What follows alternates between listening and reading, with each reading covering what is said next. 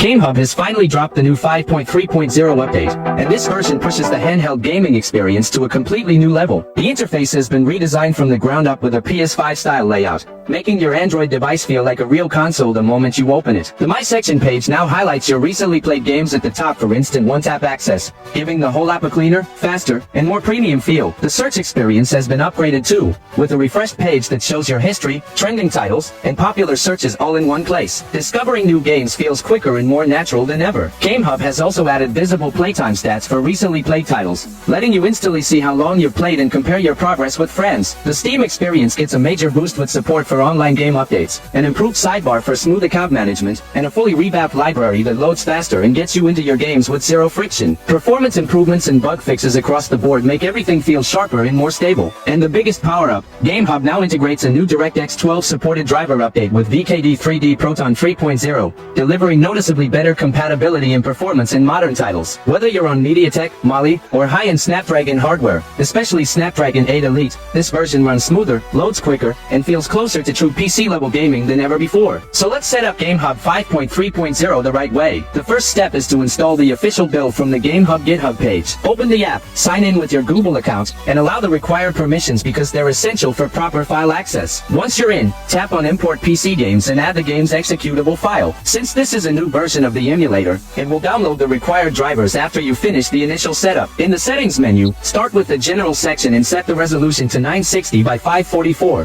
which delivers the best balance of clarity and performance for Mali devices. Move down to compatibility mode and select the latest Proton driver. It might take a moment to install, so let it complete. Then open translation terms, where you can choose between compatibility mode or performance mode. Compatibility mode supports nearly all titles, while performance mode works for around 70% of games, so pick what suits your game best. Next, scroll down and set the GPU driver to system, and under DXDK choose 1.11.1 Mali_fix, or 1.10.3 if you prefer. Leave the remaining settings at default, and your MediaTek setup is complete. Make sure you're only playing the games from my recommended MediaTek list so that everything runs smoothly. Now it's time for Snapdragon users. In the general settings, you can select a higher resolution because Snapdragon devices handle increased load much more reliably. Then head to compatibility mode and choose the latest Proton driver. Under translation terms, Snapdragon allows you to run games in extreme mode or performance mode. Most titles run flawlessly, but if anything crashes, switch back to compatibility mode. Also remember to enable multi-thread when using extreme mode,